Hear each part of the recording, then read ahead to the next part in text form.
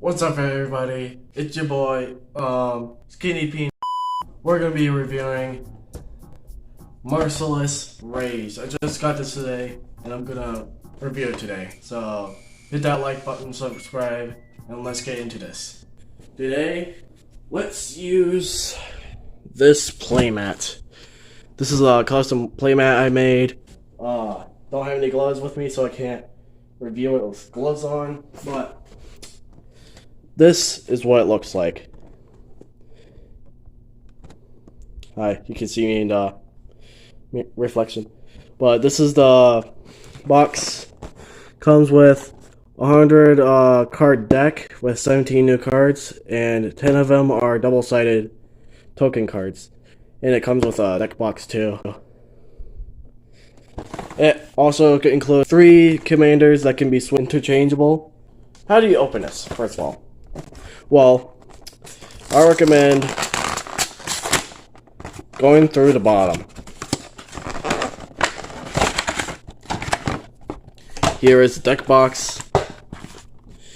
And look at that. Shiny. Comes with this manual. It comes with a giant card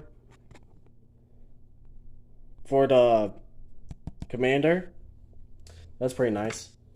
This whole deck box, which I don't recommend this for sleeved.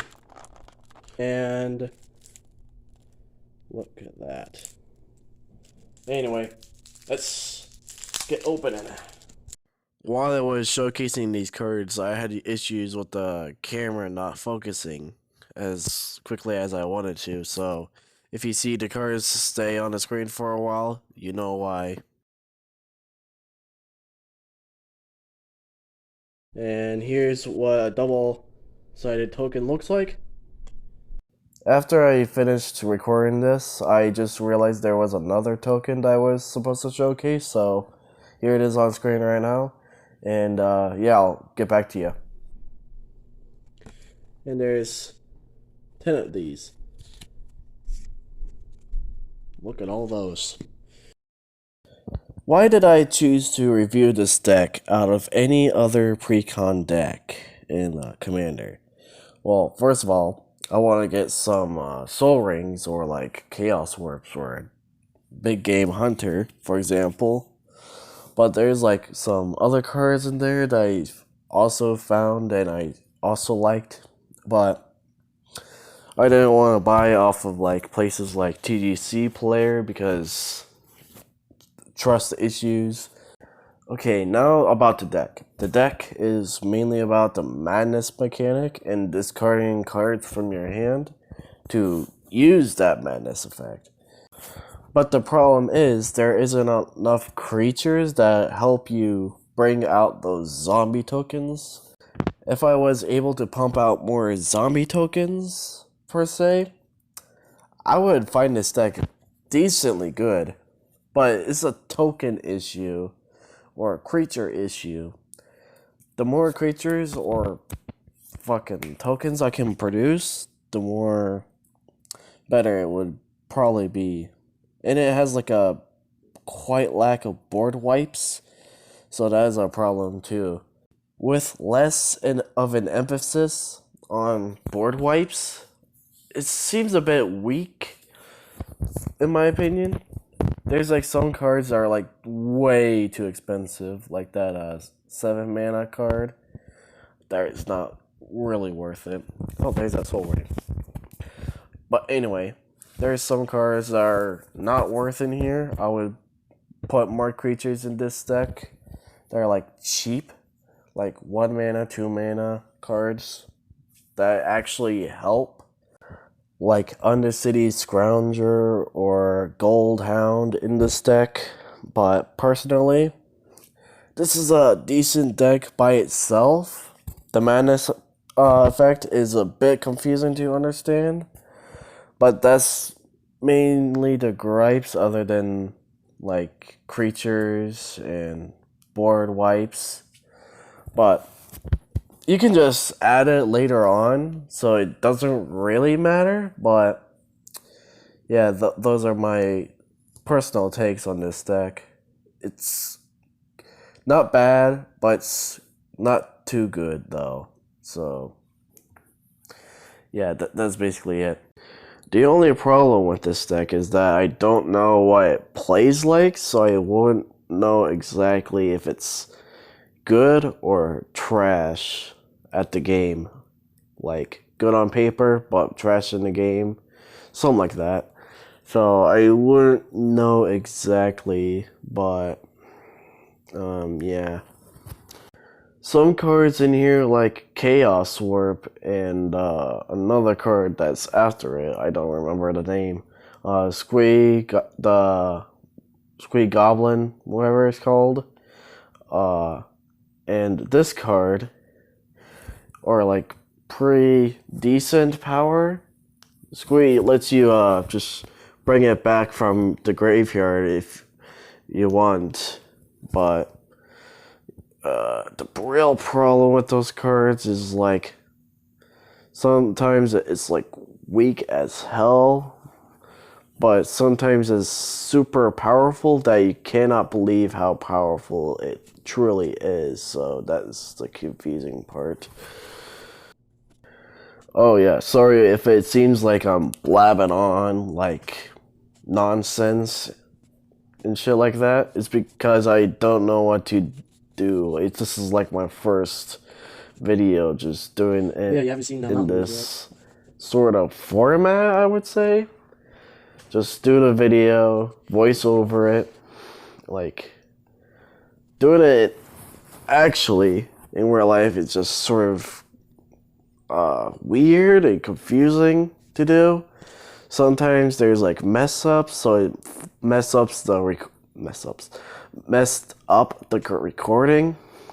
That's why I muted all these clips.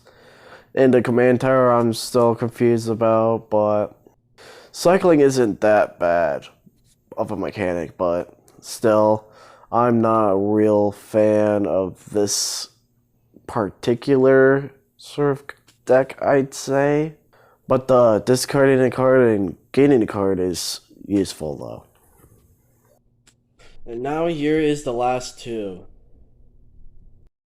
Now, these were the particular cards that made me buy this deck, other than the commander, that is. Now I'll get back to you after I play test it.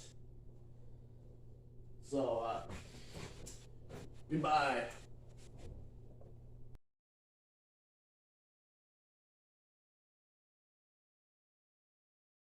Now to the opinions of the deck. First of all, not enough token makers. There's barely any token makers in the deck. The more blockers or attackers you have, the more likely you're winning. Just saying. And that's reason number one. Reason number two, not enough counterspells. I can't like counter like a, let's say, mana drain from a deck, since there's barely any black and red counterspells. And the problem with that, if I play a card and someone mana drains it, I'm fucked. I can't do anything about it. And that's reason number two. Reason number three, too many expensive spells. Personally, I like my spells cheap. Having cheaper creatures allows you to play a lot more creatures cheaply, and without having to just spend like 9 mana just to play a card. Like, that is ridiculous. And that's reason number three. Some of the cards that have the mana cost in this deck are basically the same. Well, cast a card that is 1 in the black, but the mana cost is also 1 in the black. So it's basically just sort of useless. The only thing I can think of is just like this card, that card, pay the 2 mana cost to get it from the exile, play it, and then be able to get a card and then have it untapped. That's the only thing that's useful from it. And now that's all the cons out of the way. Now to the pros. Well, pro number 1 has a lot of 2-mana producers, which is useful. And that's reason number 1 of the pros. Reason number 2. Experiment with ease.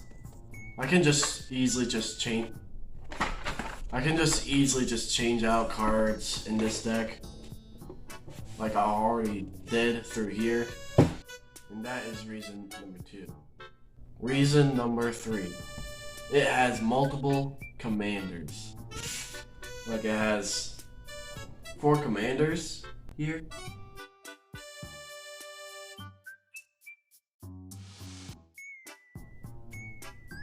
Can be easily interchangeable, but the problem is 2 out of the 4 commanders aren't really useful. Grievin Predator Captain, that is a lot better as a creature than a fucking commander. And Bloodhall Priest isn't really that good either. Mainly depends on playstyle.